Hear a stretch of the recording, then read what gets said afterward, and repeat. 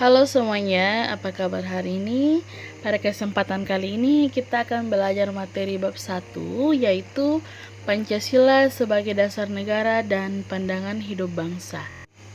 Namun sebelum kita lanjut ke dalam materi, kita akan membaca satu ayat Alkitab sebagai pengantar kita pada pertemuan kali ini, yang ambil dari 1 Tesalonika pasalnya yang kelima ayat ke-18. Yang berbunyi demikian, mengucap syukurlah dalam segala hal, sebab itulah yang dikehendaki Allah di dalam Kristus Yesus bagi kamu.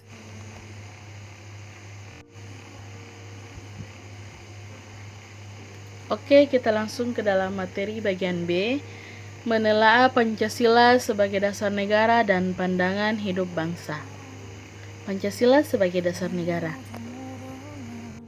Pancasila sebagai dasar negara adalah dipandang dan dipahami sebagai pedoman dalam pengaturan kehidupan penyelenggaraan ketatanegaraan yang mencakup berbagai bidang kehidupan, atau pedoman dalam penyelenggaraan negara Indonesia. Para pendiri Indonesia atau The Founding Fathers telah menyadari pentingnya suatu dasar negara.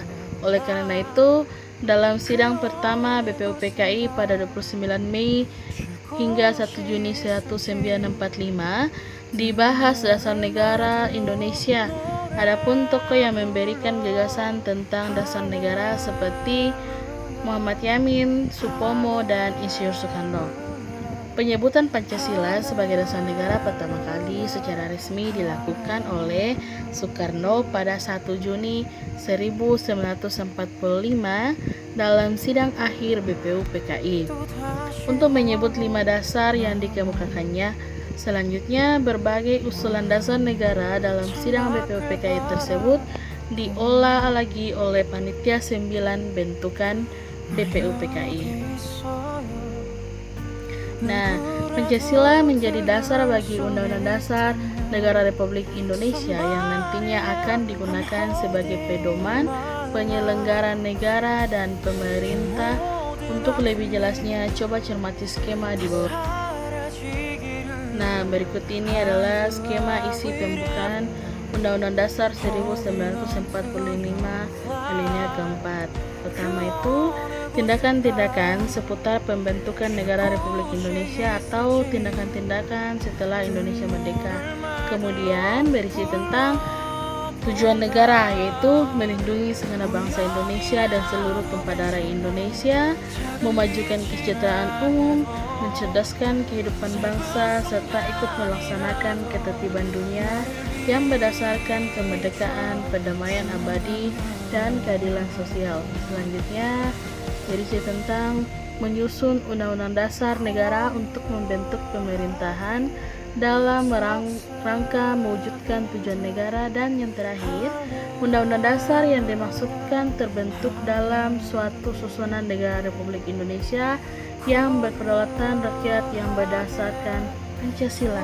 Nah, yang perlu kalian ingat di alinea keempat Undang-Undang Dasar 1945 itu tujuan negara. Nah, jadi jika ada yang bertanya di mana terdapat tujuan negara, jadi tujuan negara itu terdapat dalam alinea keempat pembukaan Undang-Undang Dasar 1945. Tujuan negara itu ada 4 ya. Oke, kemudian selain itu, Pancasila sebagai pandangan hidup bangsa juga menjadi pedoman dan pegangan untuk menyelesaikan berbagai persoalan yang muncul dalam kehidupan bermasyarakat, berbangsa, dan bernegara, sehingga bangsa Indonesia tidak akan mudah terombang-ambing dalam pergaulan dunia. Nah, pandangan hidup merupakan cara pandang, pedoman, dan arah bagi seseorang untuk memandang diri sendiri dan menentukan hidupnya. Pancasila sebagai pandangan hidup merupakan sari dari nilai-nilai yang dimiliki oleh suatu bangsa yang digunakan untuk memecahkan berbagai persoalan dalam pengaturan kehidupan masyarakat dan ketatanegaraannya, baik urusan dalam negeri maupun urusan luar negeri. Bangsa Indonesia menjadikan Pancasila sebagai pandangan hidup. Dengan demikian, Segala aktivitas sehari-hari bangsa Indonesia harus sesuai dengan nilai-nilai yang terkandung dalam Pancasila. Pancasila sebagai pandangan hidup bangsa Indonesia memberikan arahan untuk mencapai kesejahteraan dan kebahagiaan lahir batin bagi masyarakat Indonesia.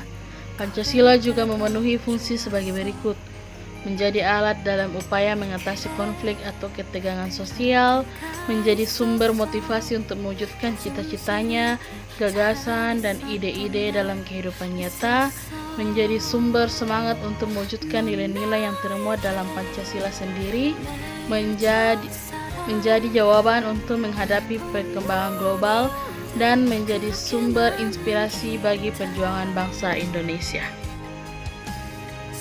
Berikutnya, pengertian Pancasila yang bersifat sosiologis, etis, dan filosofis.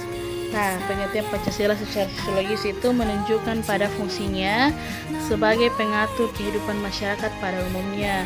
Pengertian Pancasila secara etis dan filosofis menunjuk pada fungsinya sebagai pengatur tingkah laku pribadi dan cara-cara dalam mencari kebenaran. Pancasila dalam pengertian filosofis juga disebut sebagai philosophical way of thinking atau philosophical system. 2. Pancasila sebagai pandangan hidup bangsa. Pancasila sebagai pandangan hidup bangsa atau way of life, Weltanschauung, Wereltbeschouwing, Wereld- and Levensbeschouwing, menunjukkan kedudukan Pancasila sebagai petunjuk dalam kehidupan sehari-hari. Negara Indonesia yang menjadikan Pancasila sebagai pandangan hidup bangsa atau ideologi bangsa, maka nilai-nilai Pancasila sudah seharusnya tercermin dalam sikap dan tingkah laku individu warga negara Indonesia. Nah, berikut ini adalah gambar-gambar yang sesuai dengan Pancasila sebagai pandangan hidup bangsa di dalam kehidupan kita sehari-hari ya. Salim kepada guru saat datang ke sekolah atau sebelum memulai pelajaran dan sesudah melakukan pelajaran atau pulang ke rumah. Kemudian saling menghargai antar umat beragama. Kemudian bekerja sama atau gotong royong dalam membersihkan lingkungan sekolah. Bekerja sama atau duduk bersama atau rapat ketika memutuskan segala sesuatu. Kemudian mematuhi peraturan lalu lintas dan musyawarah dalam masyarakat. Nah, Pancasila sebagai pandangan hidup juga memiliki makna begitu penting. Jadi makna Pancasila itu ada 3, yaitu memberi petunjuk pada masyarakat untuk berjiwa Pancasila sehingga tercipta kehidupan yang harmonis. Kemudian pengatur tingkah laku seseorang dan cara-cara dalam mencari kebenaran. Kemudian pegangan hidup yang memberikan arah sekaligus isi dan landasan yang kokoh untuk mencapai cita-cita bangsa. Nah, berikut di bawah ini tabel contoh sikap positif yang sesuai Pancasila. Nah, jadi ini adalah tabel sikap positif yang sesuai dengan Pancasila. Nah, sebenarnya ini ada juga di buku cetaknya kalian. Memang hanya tulis ada sekitar sedikit saja. Untuk lebih lengkapnya kalian bisa baca buku cetak yang telah dibagikan kepada kalian. Ini hanya sedikit contoh-contoh yang mem tulis. Nah, pertama contoh sikap positif itu yang sesuai dengan sila pertama itu yaitu percaya dan takwa kepada Tuhan Yang Maha Esa sesuai ajaran agamanya. Kemudian menjalankan perintah agama sesuai agama yang dianutnya. Yang kedua, tidak membeda-bedakan manusia berdasarkan suku, agama, warna kulit, tingkat ekonomi, dan tingkat pendidikan. Menyadari bahwa kita diciptakan sama oleh Tuhan. Yang ketiga, cinta tanah air dan bangsa, menjaga nama baik bangsa dan negara, tidak membangga-banggakan bangsa lain dan merendahkan bangsa sendiri. Yang keempat, melaksanakan musyawarah untuk mencapai mufakat dalam menyelesaikan masalah, tidak melaksanakan kehendak pada orang lain, dan menghormati hasil musyawarah. Yang kelima atau sila kelima, berusaha menolong orang lain sesuai kemampuan, menghargai hasil karya orang lain, tidak mengintimidasi orang dengan hak milik kita, dan menjunjung tinggi nilai kekeluargaan. Nah, jadi ini adalah tugas kedua kalian yang harus kalian kerjakan di rumah. Sebelum guru-guru mengambil tugas ini, kalian harus kerjakan 5 soal ini dan harus diselesaikan tepat pada waktunya. Jadi soalnya ada 5. Sebutkan tujuan negara menurut Undang-Undang Dasar NRI tahun 1945 alinea keempat. Apa yang dimaksud dengan Pancasila sebagai pandangan hidup bangsa? Jelaskan pengertian Pancasila secara sosiologis, etis, dan filosofis. Jelaskan 3 makna Pancasila sebagai pandangan hidup bangsa. Dan yang kelima, carilah 5 sikap positif yang sesuai dengan Pancasila sebagai pandangan hidup bangsa di lingkungan tempat tinggalmu. Nah, oke, demikianlah materi kita pada kesempatan kali ini. Jika kalian belum mengerti atau belum memahami, boleh kalian nonton ulang video ini atau baca buku yang ada pada kalian.